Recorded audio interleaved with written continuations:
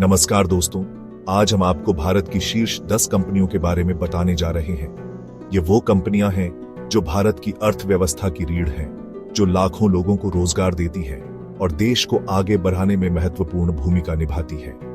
हम इन कंपनियों के बारे में विस्तार से जानेंगे। उनकी स्थापना कब हुई, उनके संस्थापक कौन हैं, उनका मुख्य व्यवसाय क्या है और वो आज किस मुकाम पर है। तो आइए शुरू करते हैं इस सफर को और जानते हैं भारत की इन शानदार कंपनियों के बारे में।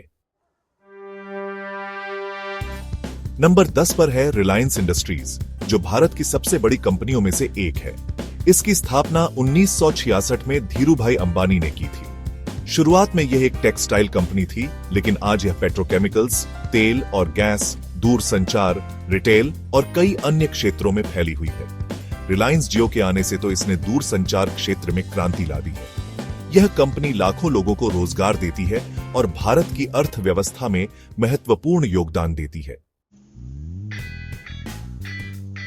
नंबर 9 पर है टाटा कंसल्टेंसी सर्विसेज, जिसे हम टीसीएस के नाम से भी जानते हैं। यह कंपनी 1968 में स्थापित हुई थी और टाटा समूह का हिस्सा है। टीसीएस दुनिया की सबसे बड़ी आईटी सेवाओं और परामर्श कंपनियों में से एक है। यह कंपनी सॉफ्टवेयर विकास, व्यापार प्रक्रिया आउटसोर्सिंग, परामर्श और कई अन्य आईटी सेवाएं प्रदान करती है। टीसीएस दुनिया भर में लाखों लोगों को रोजगार देती है और भारत का गौरव बढ़ाती है। नंबर 8 पर है एचडीएफसी बैंक, जो भारत का प्रमुख निजी क्षेत्र का बैंक है। यह 1994 में स्थापित हुआ था और आज यह देश के सबसे बड़े बैंकों में से एक है। HDFC bank retail banking, corporate banking, निवेश बैंकिंग और कई अन्य वित्तीय सेवाएं प्रदान करता है। यह बैंकिंग क्षेत्र में नई तकनीकों को अपनाने में सबसे आगे रहा है और करोड़ों ग्राहकों को अपनी सेवाएं प्रदान करता है। नंबर 7 पर है इंफोसिस, जो एक और प्रमुख भारतीय आईटी कंपनी है। इसकी स्थापना 1981 में हुई थी और यह जल्द ही दुनिया की सबसे बड़ी आईटी कंपनियों में से एक बन गई। इंफोसिस सॉफ्टवेयर विकास, व्यापार प्रक्रिया आउटसोर्सिंग, परामर्श और कई अन्य आईटी सेवाएं प्रदान करती है। यह कंपनी नवाचार और ग्राहक संतोष के लिए जानी जाती है। नंबर 6 पर है हिंदुस्तान यूनिलीवर, जो उपभोक्ता वस्तुओं की एक दिग्गज कंपनी है। यह 1933 में स्थापित हुई थी और आज यह भारत के सबसे बड़े एफएमसीजी कंपनियों में से एक है। हिंदुस्तान यूनिलीवर के पास कई लोकप्रिय ब्रांड हैं, जैसे Lux, Lifebuoy, Surf Excel, Clinic Plus और डव। यह कंपनी रोजमर्रा की जरूरतों के उत्पाद बनाती है और लाखों लोगों को रोजगार देती है।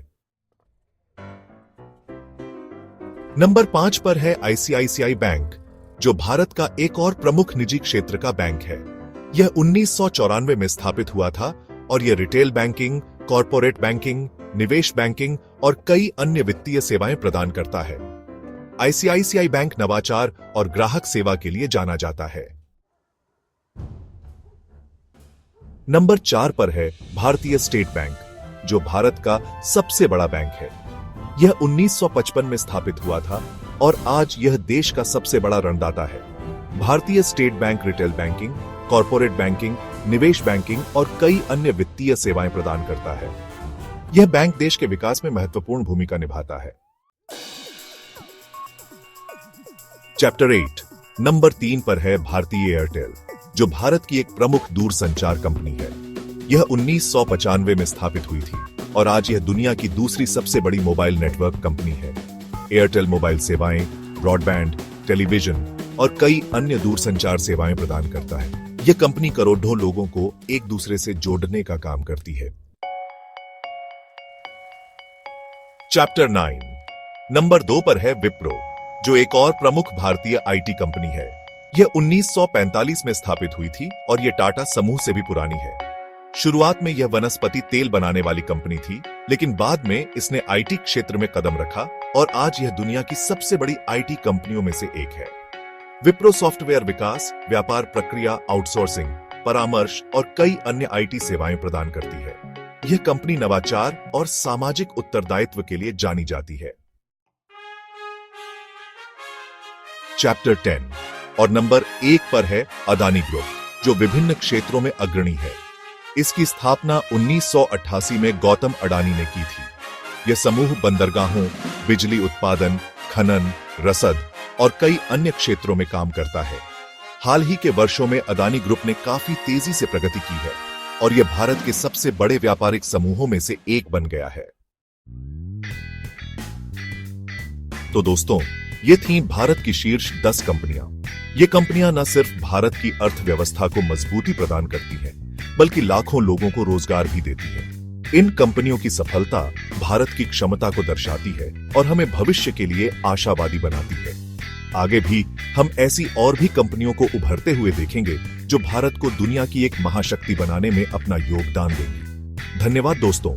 अगर आपको यह वीडियो पसंद आया हो तो लाइक और सब्सक्राइब करना न भूलें।